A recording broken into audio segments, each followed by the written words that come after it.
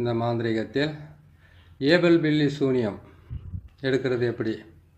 இலவச மாந்திரீக பயிற்சியில் ஏபல் பில்லி சூனியத்தை எப்படி எடுக்கிறது, எப்படி எடுத்தால் அவங்களுக்கு அந்த ஏபல் பில்லி சூனியத்தால் பாதிக்கப்பட்டு இருக்கிறவங்கள எப்படி காப்பாற்றுறதுன்றதை நம்ம தெளிவாக பார்க்கலாம். இதுக்கு என்னென்ன பொருட்கள் தேவைப்படுது, எப்படி செய்யணும், இதை எப்படி செய்து நீங்கள் அவங்களுக்கு உண்டான பிரச்சனையிலேருந்து அவங்கள விடுவிக்கிறது, இல்லை இதை வராமையே தடுக்கிறதுக்கு என்ன வழின்றதை உங்களுக்கு நான் சொல்கிறேன். இதை நீங்கள் பார்த்து செய்துக்குங்க. இது செய்கிறதுக்கு முன்னாடி இதுக்கு இந்த நம்ம சொன்ன மாதிரி இந்த ஏபல் பில்லி சூனியத்தை நீங்கள் எடுக்கிறதுக்கு இலவச மாந்திரிகத்தில் நம்ம போகிறது எப்படின்னு கேட்டிங்கனாக்கா, இந்த பொருளையெல்லாம் சேகரித்து வச்சுக்கிட்டதுக்கு அப்புறம் தான் நீங்கள் அதை போட்டால் நல்லா இருக்குன்றது ஒரு சில விதிமுறை. அது பிரகாரம் நீங்கள் செய்துக்கிட்டு வரலாம். சரிங்களா? அதுக்கு என்னென்ன வாங்கணும், என்னென்ன செய்யணுன்றதை சொல்கிறேன். வீடியோ கொஞ்சம் நீளமாக இருக்கும், பொறுமையாக பாருங்கள். பொறுமையாக பார்த்தீங்கன்னாக்கா இன்னொரு முறை நீங்கள் பார்த்து செய்ய வேண்டிய அவசியம் இருக்காது. இதை பார்த்து நீங்கள் செய்துக்குங்க. நீங்கள் செய்யும்போது 4 நட்சத்திரம் சொல்லுவாங்க. அதாவது கேட்டிங்கன்னா ஒரு ஆபத்தான நிலையில் இருக்கிறவங்களுக்கு 4 நட்சத்திரம் பார்த்துக்கிட்டு இருந்தால் நல்லா இருக்குமா அப்படின்றது ஒரு சில கேள்விகளுக்கு கேட்கலாம். அப்படி கேட்டாலும் பரவாயில்ல. நீங்கள் செய்து கொடுக்குறது பலிதமாகறதுக்கு ஒரு நாளில் கேட்டிங்கனாக்கா இந்த அமாவாசை, அதுக்கப்புறம் கேட்டிங்கன்னாக்கா அஷ்டமி நாள், அதுக்கப்புறம் பார்த்தீங்கன்னாக்கா பிரதோஷ நாள், இந்த நாட்களில் நீங்கள் செய்தீங்கன்னாக்கா இந்த மாந்திரிகத்துக்கு மிகப்பெரிய வலு கிடச்சி உங்களுக்கு எந்த பிரச்சனையெல்லாம் சீக்கிரமாக முடியும். செய்கிறதுக்கு உண்டான வழியை நான் சொல்லும்போது அதுக்கு உண்டான வழியிலிருந்து நீங்களும் சீக்கிரமாக அது வேலை முடிஞ்சிடணும் அப்படின்றதுக்காகத்தான் இந்த விஷயத்தையும் நான் சொல்கிறேன். இதை பார்த்து செய்துக்குங்க. சரிங்களா? இது செய்கிறதுக்கு உண்டான வழியை நான் சொல்லி கொடுக்குறேன். இதை பார்த்து செஞ்சுக்கங்க. முதல்ல நீங்கள் வாங்க வேண்டியது பார்த்தீங்கன்னாக்கா மொத்தமே பார்த்தீங்கன்னாக்கா 7 கலசத்தை வாங்க வேண்டியதாக இருக்கும். 7 மண் கலசம். சின்ன கலசம் 6 வாங்கணும், பெரிய கலசம் 1 வாங்க வேண்டியதாக இருக்கும். இது கேட்டிங்கன்னா என்கிட்ட குறைச்சி பார்த்தீங்கன்னா ஒரு 150 கலசத்துக்கு மேலே இருக்கும். அது வாங்கி நான் கட்டி போட்டுருக்கிறதுனால நான் வச்சு உங்களுக்கு நான் ஈஸியாக சொல்லிடுறேன். நீங்கள் வாங்கி செய்கிறது இருந்தால் கொஞ்சம் கஷ்டமாக இருக்கும். ஒரே நிமிஷம் இருங்க.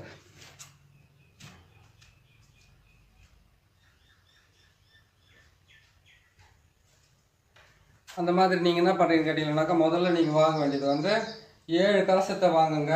4 மண் பாத்திரத்தை வாங்குங்க. மண் பாத்திரன்றது சாணக்கன்னு சொல்லுவாங்க. அந்த மண் பாத்திரத்தை வாங்கிக்கோங்க. 4 7 கலசத்தை வாங்கிடுங்க. அந்த 7 கலசத்தில் என்ன பண்ணுங்க, பெரிய கலசத்தில் ஏவல் பில்லி சூனியத்தால் பாதிக்கப்பட்டு இருக்கிறவங்களுடைய காலடி மண், வீட்டோட மண், அதுக்கப்புறம் கேட்டிங்கன்னாக்கா அதுக்கப்புறம் அவங்க ஒரு இது வச்சுக்கிட்டு இருக்காங்க, என்னது ஒரு தொழில் ஸ்தாபனம் வச்சுக்கிட்டு இருக்காங்க, தொழில் செஞ்சுக்கிட்டு இருக்காங்க. இதெல்லாம் இருந்தால் கூட இதெல்லாம் சேர்த்து நீங்கள் வாங்கிக்கலாம். ஒன்றும் தப்பு கிடையாது. அந்த இடத்துல மண் எடுத்துக்கலாம், அதையும் எடுத்துக்கோங்க.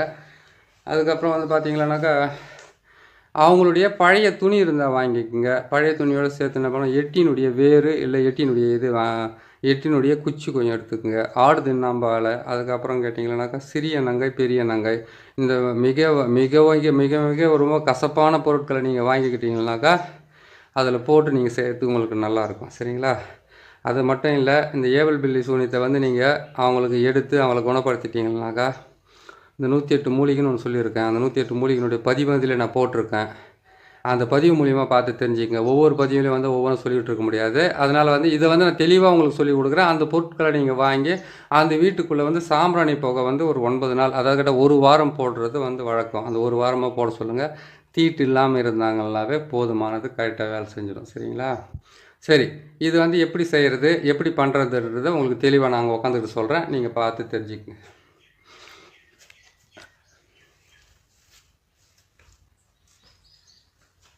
ஏவல் பில்லி சூனியம் இதிலிருந்து அவங்களை விடுபட வைக்கிறதுக்காக, பாதிக்கப்பட்டவங்களை விடுபட வைக்கிறதுக்காக நீங்கள் செய்ய வேண்டியது 4 மண் பாத்திரத்தில் 4 மண் பாத்திரத்தில் மயான சாம்பல் எடுத்துக்கணும். அதுக்கப்புறம் பச்சரிசி மாவு எடுத்துக்கணும், காலடி மண் எடுத்துக்கணும்.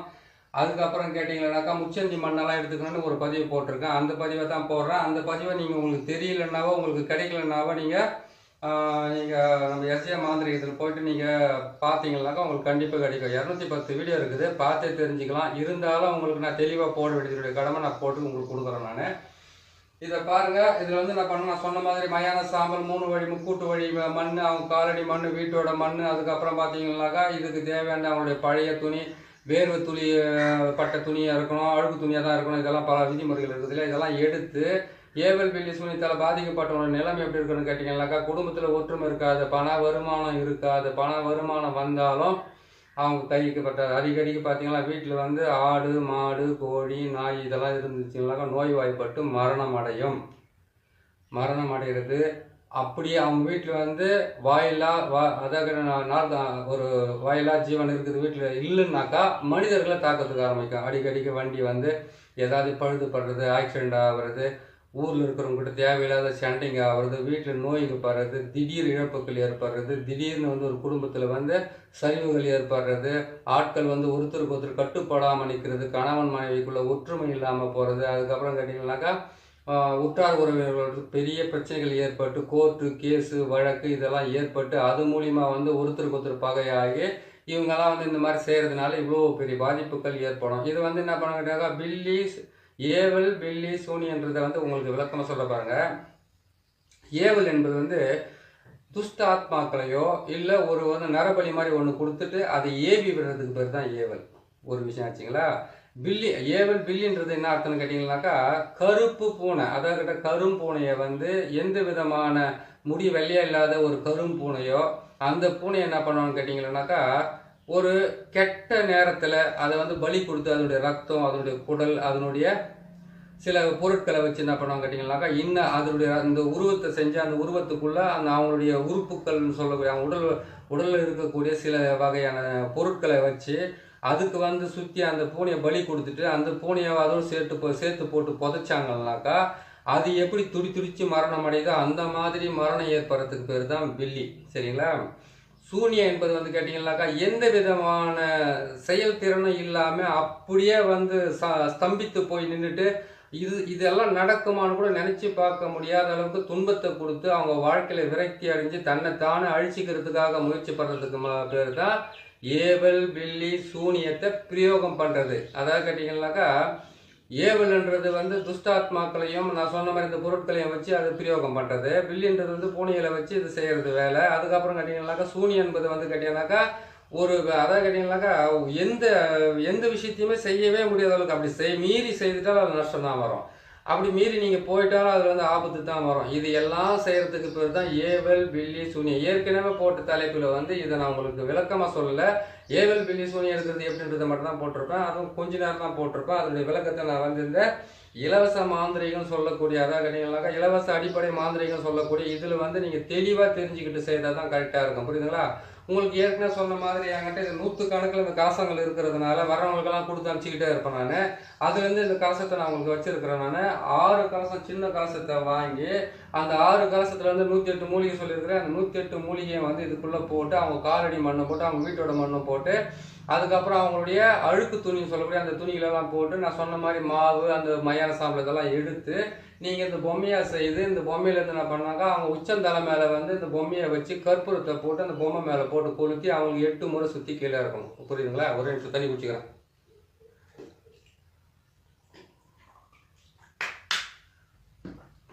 அதுக்கப்புறம் என்ன பண்ண கேட்டீங்கன்னாக்கா சுற்றி இறக்கிறீங்க. ஒரே ஆளுக்கு தான் பாதிப்பு ஏற்பட்டிருக்குமா? இல்லை.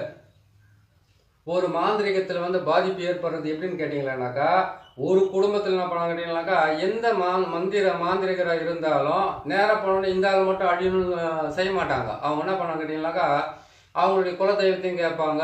அதுக்கப்புறம் கேட்டிங்கன்னா அவங்க வீட்டில் எத்தனை பேர் இருக்கிறாங்கன்னு அவங்க கேட்பாங்க. இது எல்லாம் கேட்டு அந்த பேர் எல்லாம் ஒன்றா சேர்த்து ஒரு தகட்டில் எழுதி இல்லை மயான சாம்பலில் எழுதி அப்படின்னா எட்டின்ற பாருங்க கருவூமத்தினுடைய சாம்பல் வச்சுக்கிட்டு இருப்பாங்க. அதில் போட்டு எழுதிட்டு மயான சாம்பலில் கலக்கி மொத்தத்தையும் போட்டு மிக்ஸ் பண்ணி அந்த காலடி மண்ணெல்லாம் கொடுத்து முக்கூட்டு வழியில் இடுகாட்டில் சுடுகாட்டில் அப்படின்னு அவங்க வீட்டில் அவங்க வந்து அவங்க போகிற வழியில் வர வழியில் போட்டாங்கன்னா தானாவே போதுமானது. அதுக்கப்புறத்துலேருந்து அவங்களுக்கு பிரச்சனை ஸ்டார்ட் ஆகிடும். அந்த பிரச்சனையில் வந்து ஒரே ஒரு ஆள் போட்டு அந்த குடும்பத்தையே குழப்பி நாசம் பண்ணிடுவார்.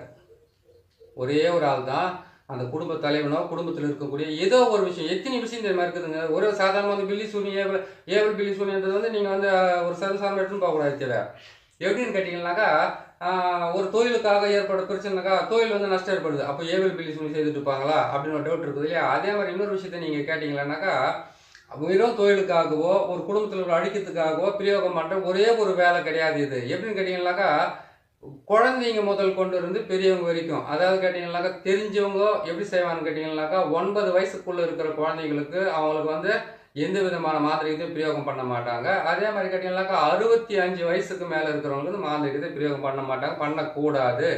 அப்படியே மீறி அவங்களுடைய பேரை சேர்க்குறாங்கனாக்கா அவங்க வந்து நோய்வாய்ப்பட்டு போவாங்க.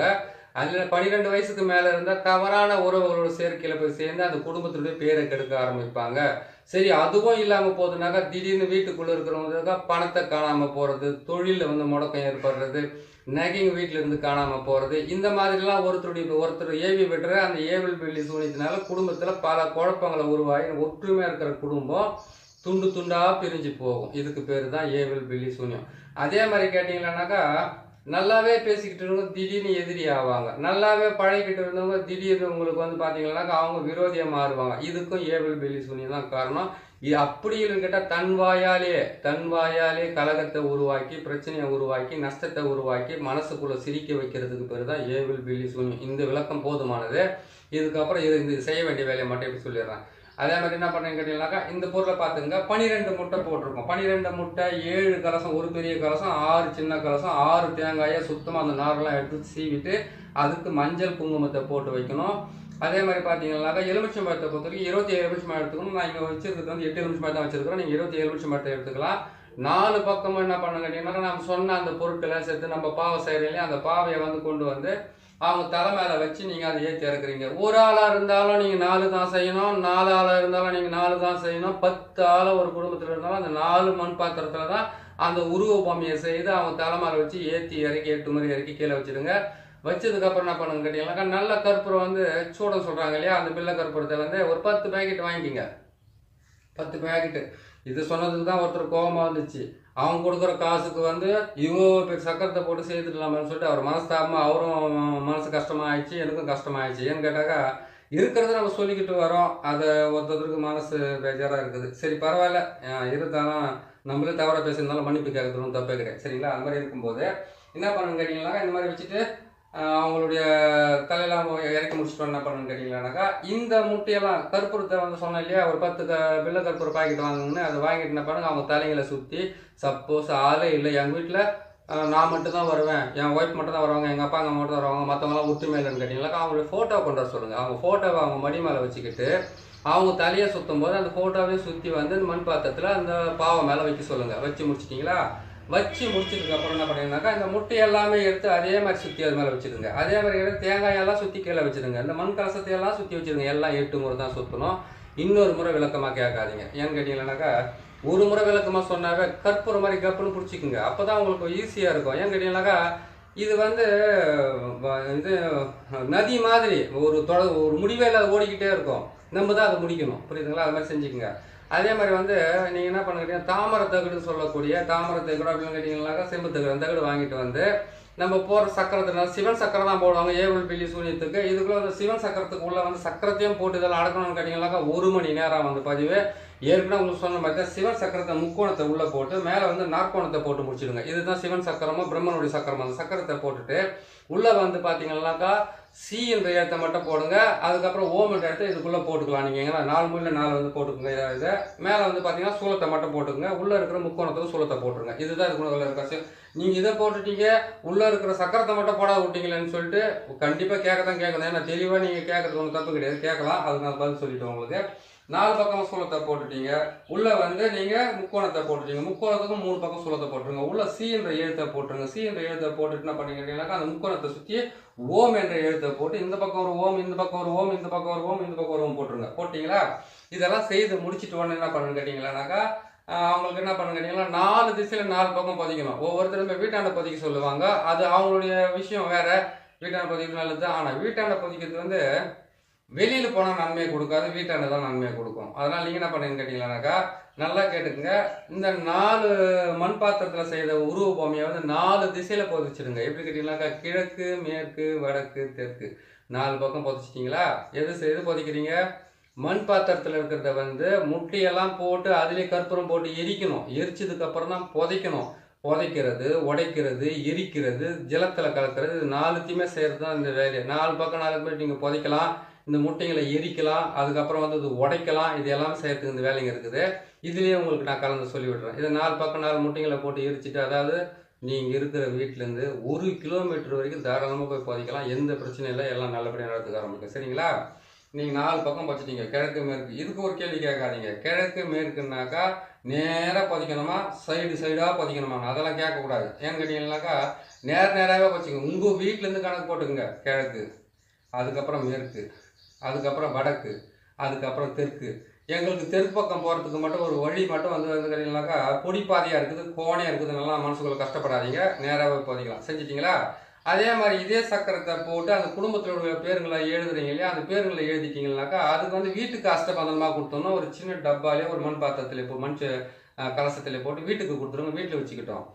எதிரிகளோட பேரை வந்து நீங்கள் தகட்டில் எழுதி அதில் வந்து நீங்கள் இந்த சக்கரத்தை போட்டு எதிரிகள் தகட்டை போட்டு நீங்கள் கற்பூரம் போட்டு எரிச்சிங்கன்னாக்கா அதை என்ன பண்ணணும்னு கேட்டிங்கன்னாக்கா வீட்டுக்கு வெளியில் கொண்டு போயிட்டு இது வேப்ப மரம், எட்டி மரம், கசப்பான மரத்துங்களை போயிட்டு ஆணியை வச்சு தகுட்டு அடித்து விட்டுடணும். அது அடிச்சிங்கன்னா போதும், எதிரிங்க வந்து ஸ்தம்பித்து போவாங்க. அவங்க வந்து உங்களுக்கு தொல்லைகளை கொடுக்க தர மாட்டாங்க. அவங்க செய்கிறது மொத்தமாக அவங்க பக்கம் திரும்ப போகிறதுக்கு ஆரம்பிக்கும். 2 வேலை ஆயிடுச்சிங்களா? 3வது வந்து இந்த தேங்காயை வந்து எந்தெந்த இடத்துல 4 இடத்துல சொல்லியிருக்கிறோம். 4 இடத்துல வந்து இதை எரிச்சிட்டு பொதிக்கிறீங்க இல்லையா, அந்த இடத்துல என்ன பண்ணுங்க, 1 உடச்சி பலி கொடுத்துங்க. எலுமிச்சை பழத்தை உங்கள் தலையை சுற்றி உடச்சிக்குங்க. உடச்சி முடிச்சதுக்கப்புறமா அதுக்கப்புறமா என்ன பண்ணுங்கன்னா இந்த மண் கலசம் பெருசு இருக்குது பார்த்தீங்களா, அந்த மண் கலசத்தை ஜலத்தில் கலந்து விட்டுருங்க. இது என்ன பண்ணுங்கன்னு கேட்டீங்கன்னாக்கா 6 இருக்குது இந்த சின்ன கலசம். இந்த சின்ன கலசம் 6 இருக்கிற கலசத்தை என்ன பண்ணுறீங்கன்னு கேட்டிங்கன்னாக்கா, ஒன்று தண்ணியில் போடுங்க, ஒன்றை வந்து முச்சந்தி வயலில் உடைங்க, ஒன்றை வந்து என்ன பண்ணுறீங்கன்னு கேட்டிங்கன்னாக்கா எடுத்துகிட்டு போயிட்டு நீங்கள் நெருப்பில் போட்டு எரிங்க. ஒன்று என்ன பண்ணுங்கன்னா புதைச்சி விடுங்க. இன்னும் 2 மிச்சம் இருக்குதுன்னு கேட்டிங்கன்னா அந்த 2 கூட சேர்த்து ஜலத்திலே விடலாம். நீங்கள் ஒன்றும் தப்பு கிடையாது. இந்த மாதிரி நீங்கள் செய்து முடிச்சுக்கலாம். 8 கலசம் கூட வச்சு கட்டலாம். அந்த 8 கலசத்தை வச்சு நீங்கள் போட்டிங்களேனாக்கா இதை 4 கிழக்கு மேற்கு வடக்கு தெற்கு 4 பக்கம் நீங்கள் புதைக்கிறீங்க. அதுக்கு ஆப்போசிட்டாக நீங்கள் அதை புதைக்க வேண்டியது, அதை நீங்கள் புதைச்சிங்களா உங்களுக்கு சரியாக போயிடும். அதாவது கேட்டிங்கன்னாக்கா ஏற்கனவே போட்ட பதிவில் வந்து அஷ்டபந்தனம் போட்டு நம்மளை காப்பாற்றிக்கிறதுக்காகவும் மற்றவங்களை காப்பாற்றுறதுக்காகவும் ஏவல் பில்லி சூனியத்தை செய்யும் போது வந்து பார்த்தீங்கன்னாக்கா அவங்க கேட்பாங்க கேள்வின்னு கேட்டிங்கன்னாக்கா, ஏவல் பில்லி சூனியம் செய்துட்டாங்க, அவங்கள அழிச்சே தீரணும் ஒரு விஷயம். 2வது விஷயம் கேட்டிங்கன்னாக்கா அவங்க எப்போ செய்தாலும் எங்களுக்கு பலிதமாகக்கூடாது, 2வது விஷயம். 3வது கேட்டிங்கன்னாக்கா நாங்கள் இதை மாற்றி செஞ்சுக்கிட்டு தான் இருக்கிறோம். ஆனால் எங்களுக்கு அவங்க திரும்ப செஞ்சுக்கிட்டு இருக்கிறாங்க. அவங்க சக்தியாக இருக்கிறாங்களா இல்லை நீங்கள் சக்தியாக இருக்கிறீங்களா, இதெல்லாம் அவங்க கேட்குற கேள்விங்க. அவங்க ஏற்கனவே அதெல்லாம் நான் அனுபவிச்சிருக்கிறேன். அதாவது கேட்டிங்கன்னாக்கா அவங்க ரொம்ப பலமாக்குறாங்க சாமி, நீங்கள் பலமாலாம் கிடையாது. ஏன்னு கேட்டிங்கன்னாக்கா அவன் அடிக்கடிக்கு செஞ்சுனே இருக்கிறான். அதாவது கேட்டாக்கா இவங்களையும் காப்பாற்றி இவங்க குடும்பத்தையும் காப்பாற்றி இவங்களுக்கு இருக்கிற பிரச்சனையும் காப்பாற்றி செய்தும் கொடுத்துட்டு இந்த மாதிரி ஒரு மனசுக்கு அதை கேட்டாக்கா அவங்க வந்து என்ன தெரியுமா பார்க்கணும், சாமி அவங்க செஞ்சதை வந்து இது வரைக்கும் என்ன காப்பாற்றிருக்கிறீங்க, இது வரைக்கும் நல்லது பண்ணியிருக்கிறீங்க, இன்னும் கொஞ்சம் காப்பாற்று, அந்த வார்த்தைலாம் கேட்க மாட்டாங்க. ஏன்னு கேட்டாக்கா மொத்தத்தில் எதிரியை தூக்கி மேலே நிற்க வச்சுட்டு இவங்க அவங்க காலில் விழுந்துடணும், அந்த மாதிரி பேசுவாங்க. அப்படின்னு கேட்டிங்கன்னா உங்களை போட்டு மிரிச்சிட்டு உங்களை இல்லை நம்மளை போட்டு மிரிச்சு எடுத்துட்டு மற்ற சாமியாரை பற்றி பெருமையாக பேசுவாங்க. அது எப்படின்னு கேட்டிங்கன்னாக்கா அவங்களுக்குள்ளே இருக்கக்கூடிய தாழ்வு மனப்பான்மை, அவ்வளோதான். இவ்வளோ பொருளையும் வச்சு நம்ம செய்யலாமான்னு ஒருத்தர் மனசுக்கு கஷ்டமாக கேட்டார். அவருக்கு நான் பேசிட்டேன்னு சொல்லி எனக்கு ரொம்ப நாளாகவே மனசுக்கு வேதனையாக இருந்தது. நானே ஏன்னு கேட்டாக்கா மந்திரத்தில் தினம் சொல்கிறதுனால அவங்க குடும்பத்துக்கு ஆபத்து வரக்கூடாதுன்னு சொல்லிட்டு பல வகையில் நம்மளை வேண்டிக்க வேண்டியதாக இருக்குது, புரியுதுங்களா? அதாவது தினம் பேசுகிற வார்த்தைகளால் எங்கேயும் போகாது, நம்மளை தான் சுற்றி வந்துக்கிட்டு இருக்கோன்ற மாதிரி அவங்க வந்து ஒரு சின்ன வார்த்தைகளை கேட்டுடுறாங்க. அது நம்மளுக்கு அது வந்து இதுவாக இருக்குது. சரிங்க, அது ஒன்றும் தப்பில் போயிடுச்சு. இப்போ என்ன பண்ணி கேட்டிங்கனாக்கா இந்த மாதிரிலாம் செய்து முடிச்சுட்டு இவங்க வீட்டுக்கு என்ன பண்ணி கேட்டிங்கனாக்கா அவங்களுடைய பேர் அவங்க வம்ச பேரெல்லாம் எழுதி அதுக்குள்ளே வந்து கேட்டிங்களானாக்கா நீங்கள் அந்த சிறிய நங்கை பெரிய நங்கை அதுக்கப்புறம் ஈட்டியலங்குடி அதை போட்டு வீட்டுக்குள்ளே போட்டு ஒரு 41 நாள் 48 நாள் அப்படின்னாக்கா 27 நாள் அப்படி இல்லைனா 21 நாள் அது அத்தனை நாளாக அவங்க வீட்டுக்குள்ளே இருக்கணும். அதே மாதிரி 108 மூலிகை இருக்குது இல்லையா, அந்த 108 மூலிகை பவுடர் சேர்த்து நவகிரக சாம்பிராணியை வாங்கிட்டு வந்து அந்த வீட்டுக்குள்ளே புகை போட சொல்லுங்கள், புரியுதுங்களா? அந்த வீட்டுக்குள்ளே புகை போட சொல்லுங்கள். நேராக வந்தோடனே அவங்க என்ன கேட்பாங்க கேட்டீங்கன்னாக்கா ஒரே ஒரு தாயத்து நான் போய் கடவுளே பார்த்துட்டு வரணும், இல்லை ஒரே ஒரு மை. இந்த ஊரில் இருக்கிறவங்க மொத்த பேர் என் பின்னாடியே வந்து ரேஷன் கார்டில் நிற்கிற மாதிரி லைனாக நிற்கணும் தான் கேட்பாங்க. நீங்கள் தான் பார்த்து சொல்லணும், அப்படிலாம் லைனில் யாரும் நிற்க மாட்டாங்க. அப்படியெல்லாம் கேட்கறதுலாம் நாட்டில் நடக்காது. நீங்கள் முதல்ல உங்களை காப்பாற்றிக்கோங்க, உங்கள் தொழிலை காப்பாற்றிங்க, உங்கள் குடும்பத்தை காப்பாற்றிங்க. இது காப்பாற்றிக்கிட்டா போதும் சாமி அப்படின்றதுக்கு உண்டான வழியை நீங்கள் சொல்லுங்கள். அது சொல்லிவிட்டு செஞ்சு கொடுங்க. ஏன்னு கேட்டிங்கன்னாக்கா எல்லாருக்குமே ஆரம்ப காலத்தில் வந்து நான் செஞ்சுக்கிட்டு இருக்கும்போது கூட பாருங்கள், ஒரு கஸ்டமர் வருவாங்களா 10 ரூபா நம்மளுக்கு கிடைக்குமான்ற ஆசையில் இருந்ததுன்னு சொல்ல. ஆனால் சில விதிமுறைகள் பிரகாரம் நம்ம கட்டுக்கோப்பாக இருந்தோம்னாக்கா ஈஸியாகவே இந்த மாந்திரிகத்திலேருந்து ஜெயிக்கலாம், புரியுதுங்களா? முடியாதுன்ற எதுவுமே இல்லை. என்னன்னு கேட்டிங்கன்னாக்கா அஷ்டகர்மம் சொல்லக்கூடிய 8ல் வந்து கேட்டிங்கன்னா பிணி, பீடை, தரித்திரம், கஷ்டம், பில்லி, சூனியம், ஏவல், அதுக்கப்புறம் கேட்டிங்கன்னா வசியம், அதுக்கப்புறம் வசிய முறிவு, அதுக்கப்புறம் கேட்டிங்கன்னா இது எல்லாமே சேர்ந்தது தான். எல்லா வேலையும் நம்மளால் செய்ய முடியாது. அதனால் ஒரு வேலை எடுத்துக்குங்க. எந்த வேலை கேட்டாக்கா ஏவல், பில்லி, சூனியத்தை எடுக்கிறது, இல்லைன்னா பேய் பிசாசை ஓட்டுறது, அப்படி இல்லைன்னு கேட்டிங்கன்னா ஒரு வேலை செஞ்சிங்கன்னாக்கா 8ல் வந்து ஒன்று உங்களுக்கு வந்து பெரிய லெவலில் கை கொடுத்து காப்பாற்றும். ஒன்று பார்த்தீங்கன்னா சிறிய லெவலில் வந்து உங்களுக்கு வந்து வருத்தத்தை ஏற்படுத்தி கொடுத்தது இல்லையா. அதனால் உங்களுக்கு வந்து எது வந்து உங்களுக்கு ரொம்ப ஈஸியாக முடியுது உங்களுக்கு செஞ்சு கொடுக்குறது இல்லையா, அதை வந்து மேலே வந்து நீங்கள் முழுசாக நீங்கள் கவனத்தை வைங்க. இன்னொன்று சொல்லிடுறேன், தொடர்ந்து தினமும் ஆள் வந்துக்கிட்டே இருக்க மாட்டாங்க. அப்படின்னு கேட்டிங்கன்னாக்கா கேந்திரத்தில் வந்து உங்களுக்கு வலுப்பற்ற கிரகங்கள் உச்சம் பெற்று இருந்தாக்கா அந்த மாதிரி அந்த கிரகத்தினுடைய திசை முறைக்கும் வந்துக்கிட்டே தான் இருப்பாங்க ஜனங்கள். கெட்ட நேரமாக இருந்தாலும் நல்ல நேரமாக இருந்தாலும் வருஷத்தில் 3 மாதம் கண்டிப்பாக வருவாங்க ஆளுங்க. அதுக்காக நீ அலைய வேண்டியதில்லை. கொஞ்சம் பொறுமையை காத்துக்குங்க. வேகமாக போனாலும் ஒரு நாளைக்கு நம்ம எதாவது ஒன்று ஆள்தான் போகிறோம். மொல்லமாக போனாலும் ஆகும். வேகமாக போய் விழுந்தால் தான் அதிகமாக அடிப்படும். மொல்லமாக விழுந்தோம்னாக்கா தடுமாறி கூட ஏஞ்சி நின்றுடலாம். அதனால் வந்து மனசை கட்டுப்படுத்தி ஒரு நிலைப்படுத்தி இது செஞ்சால் தான் பழிக்குதுனாக்கா அந்த வழியை கொஞ்சம் கைப்பிடிங்க. அதை நீங்கள் கடைப்பிடிச்சிங்கன்னா உங்களுக்கு கண்டிப்பாக அது வழி கொடுத்துக்க ஆரம்பிக்கும். இது எல்லாம் செய்து முடிச்சதுக்கு அப்புறமா அவங்களுக்கு என்ன பண்ணணும்னு கேட்டிங்கன்னாக்கா 8 நாளைக்கு வந்து அந்த வீட்டுக்கு அதான் சொல்லலாம் 8 நாள், 16 நாள், 21 நாள், 48 நாள், 27 நாள் மிக்ஸ் பண்ணி அந்த வீட்டுக்குள்ளே சாம்பிராணி போக போட்டு வீட்டை கழுவ சொல்லுங்கள். ஏவல் பில்லி சூனி எடுக்கிறதுனாக்கா ஒரே ஒரு கலசத்தை கொடுத்து அனுப்பாதீங்க. நீங்கள் கரெக்டாக பார்த்து இதெல்லாம் செஞ்சு கொடுங்க. வீட்டுக்கு அஷ்டபந்தனம் போகிறதுனாக்கா நீங்கள் சிவனுடைய அச்சாரத்தை போட்டு கொடுக்கலாம். ஒருத்தருக்கும் சிவன் தான் அவங்களுக்கு வந்து பலிதமாக ஆவார். ரொம்ப பெரிய வீடியோ போது பார்த்து கரெக்டாக பார்த்து செஞ்சுங்க சரிங்களா. இதெல்லாம் செய்து முடிச்சு அதெல்லாம் முடிச்சு கொடுங்க. சிவனுடைய அச்சாரம் போட்டு அஷ்டபந்தனத்தை போட்டு கொடுத்துட்டு அந்த 21 நாள் பொறுத்து கூட நீங்கள் அது கட்டிட்டு கோயில் கூட வைக்க சொல்லுங்கள். அதுக்குள்ள அந்த வீட்டிலேருந்து எல்லாமே பிரச்சனை எல்லாம் விலைக்கு போகிறதுக்கு ஆரம்பிச்சிடும். படிப்படி அந்த குடும்பத்தில் ஒற்றுமை வரதுக்கு ஆரம்பிக்கும். அடிக்கடிக்கு வீட்டில் மஞ்சள் தண்ணியை தெளிக்க சொல்லுங்கள். அதே மாதிரி கேட்டிங்கன்னா மாட்டு கோமியத்தால் முகத்தை கழுவ சொல்லுங்கள். தலைமையில தெளிச்சிக்க சொல்லுங்கள். வாசலில் வந்து மாட்டு கோமியமாக மாட்டு சாணத்தண்ணி வந்து சாணி தெளித்து மாட்டு கோமியத்தை தெளிக்க சொல்லுங்கள். 4 பக்கம் வீட்டுக்கு வெளிப்பக்கம் நீங்கள் புதைக்கிறதுக்காண்டி அஷ்டபந்தனம் கொடுக்குறீங்கனாக்கா அந்த இடத்துலையும் வந்து இந்த மாட்டு கோமியத்தையும் அதுக்கப்புறம் பசுமாட்டு சாணத்தையும் போட்டு தெளிக்க சொல்லுங்கள். அமாவாசை பௌர்ணமி அன்னைக்கு வந்து கண்டிப்பாக வீட்டுக்குள்ளே வந்து ஏதாச்சும் ஒரு எலுமிச்சம்பழமோ இல்லை கல்யாண பூசணிக்காவோ அதெல்லாம் கூட சொல்லுங்கள். சரி இல்லை ஒரு ஆடு கோழியை பலி கொடுத்து தான் ஆகணும்னு கேட்டிங்கன்னாக்கா ஆடு கோழி பலி கொடுக்குறது அந்த சக்கரத்தை போட்டு கொடுக்குறது தான் நீங்கள் கொடுக்கலாம். ஏன்னா நம்ம கொடுத்து அந்த ரத்த இதுவெல்லாம் அந்த போட்டு கொடுக்குறோம். யூடியூப்பில் நிறைய ஃபார்மாலிட்டிஸ் இருக்குது. அதனால் நீங்கள் என்ன பண்ணிக்கிறீங்கன்னா அப்படி அவங்க கொடுக்குறதா இருந்தாக்கா நீங்கள் வாங்கி கோழியை வாங்கி என்ன பண்ணுங்கள், அவங்க தலையை வந்து கரெக்டாக வந்து 27 முறை தலையை சுற்றி அவங்க வாயால் வந்து அந்த கோழியினுடைய காதை மூடிக்கிட்டு இந்த பிரச்சனைக்காக தான் உன்னை நான் பலி கொடுக்குறேன் அப்படின்றத வந்து தெளிவாக சொல்லுங்கள். ஏன்னு கேட்டிங்கன்னாக்கா ஒரு உயிர் போகிறதுக்கு முன்னாடி எதுக்கு சாகுதுன்ற சில விஷயத்தை அதுக்கு தெரியணும். நீங்கள் அது கோழி போய் எப்படி புரிஞ்சிடும்? கோழிக்கு போய் தெரியுமா நம்ம வெட்டி போய்ட்டு ஆக்கி தின்னு போட்டு நம்ம மேலே தச்சு படுக்க வேண்டியதுதானே? அதுதான் கேள்வி. அதெல்லாம் கிடையாது. எந்த ஜீவனாக இருந்தாலும் அது உயிர் போகிறதுக்கு வந்து சில காரணங்கள் இருக்கணும். அதை வந்து நீங்கள் சொல்லுங்கள். என்கிட்ட காரணமே இல்லாத ஒரு பலியை கொடுக்கக்கூடாது. ஆடை இருந்தால் கூட அது சுத்தமாக குளிக்க வச்சுட்டு அது காது கட்டுவாங்க. அந்த காதான கையை வச்சுன்னு சொல்லிட்டு நான் ஒரு கோயிலுக்குள்ளே போனோன்னா நந்தி சிலை இருந்த உடனே நந்தி சிலை கிட்ட போய் நின்றுக்கணும் மாட்டேன். நேரம் வந்து நான் ஒரே ஒரு வருஷத்தில் எல்ஐசி பில்டிங் மாதிரி பில்டிங் கட்டிடணும், ஒரு வருஷத்தில் கார் வாங்கினாலும் தெளிவாக கேட்கறதுக்கு தெரிஞ்சு நம்மளுக்கு இந்த ஆடு கட்டியும் கோழி கட்டியும் சொல்லலாம். ஒன்றும் தப்பே கிடையாது. அதை சொல்லிட்டு என்ன பண்ணணும்னு கேட்டிங்கனாக்கா பொறுமையாக கேட்டு அதுங்கிட்ட சொல்லிவிட்டு அதுக்கப்புறம் தலையை வந்து 8 முறை சுற்றலாம். அதை கேட்டால் உயிர் போகிற மாதிரி இருக்குதுன்னா அதுக்கு பலி கொடுக்குறதா இருந்தாக்கா அதை எடுத்துக்கோங்க. இல்லை கல்யாண பூசணிக்காக போதுமானது, இல்லை எலுமிச்சை பழமே போதுமானது செய்து கொடுங்க. கண்டிப்பாக நல்லது நடக்கும். அதான் தான் சொல்கிறேன்னே 8 அஷ்டகர்மம் வந்து செய்து தான் நீங்கள் சாதிக்கணும் அப்படின்னு கேட்டிங்கன்னாக்கா நம்மளுக்கு எந்த விதமான ஆசையும் இல்லாமல் நல்ல துணி கூட கட்டாமல் சுற்றி உக்காந்துக்கணும். அதனால் நம்மளுக்கு எது வருதோ எது உங்களுக்கு ரொம்ப சீக்கிரமாக செஞ்சு கொடுங்க. இந்த பதிவை நீங்கள் பார்க்குறீங்க, ஒவ்வொரு பதிவுமே வந்து உங்களுக்கு நல்ல பதிவாக தான் போடுவேன். இன்னொரு முறை நீங்கள் ஒரு முறைக்கு 2 முறை இது பார்த்தாலே உங்களுக்கு புரிஞ்சிடும். புரியுதுங்களா? இந்த கலசத்தையும் இந்த முட்டையும் இந்த எலுமிச்சை பழத்தையும் இந்த பூ இந்த பாவை எல்லாம் வந்து கரெக்டாக பார்த்து செய்துக்குங்க. நீங்கள் செய்து உங்கள் மேலே நம்பிக்கை வச்சு நீங்கள் செய்து கொடுத்தாவே எல்லா பலனும் நல்லபடியாக கிடைக்கும். அதையும் மீறி ப்ராப்ளம் வருதுன்னு கேட்டிங்களா இன்னும் நிறைய வீடியோ இருக்குது. அந்த வீடியோவை பார்த்து நீங்கள் செய்து நீங்களே பலன் பெறுங்க. சரி, இதெல்லாம் சொல்லிட்டோம். இதுக்கு ஒரு மந்திரத்தை வந்து என்ன சொல்லியிருக்கேன், இருந்தாலும் சொல்லி விட்டுறேன். புரியுதுங்களா? 2 மந்திரம் சொல்கிறோம். ஒரு மந்திரத்தை மனசுக்குள்ளே வச்சுங்க, இன்னொரு மந்திரத்தை வந்து நீங்கள் பிரயோகம் பண்ணி பாருங்கள். சரிங்களா? முதல் மந்திரத்தை வந்து இது பிரயோகம் பண்ணுறதுக்கு முன்னாடி கணபதி மந்திரம் தான், ஏற்கனவே சொன்ன மந்திரம் தான். ஓம் கணபதி வருக ஓங்கார கணபதி வருக ரிங் கணபதி வருக வருக ரிங்கார கணபதி வருக ஸ்ரீங் கணபதி வருக ஸ்ரீங்கார கணபதி வருக நான் நினைத்த காரியங்கள் வசிவ சிவாய நம சிவாய நம ஓம் ரீம் ஸ்ரீம் ஹவ்வும் சவ்வும் கங்கனாய கனாய வருக சுவாக. சொல்லிட்டுமா? எலுமிச்சம் பழத்தை அப்போ என்ன பண்ணி கேட்டீங்கன்னாக்கா நீங்கள் போட்ட இந்த சக்கரத்துக்கு எலுமிச்சம் பழத்தை இது மேலே வச்சு கட் பண்ணி இதுக்கு நீங்கள் நேராக சுற்றி இதுக்கு ஒரு பலி கொடுத்துட்டீங்க, குங்குமத்தை தடவி பலி கொடுத்துட்டீங்க.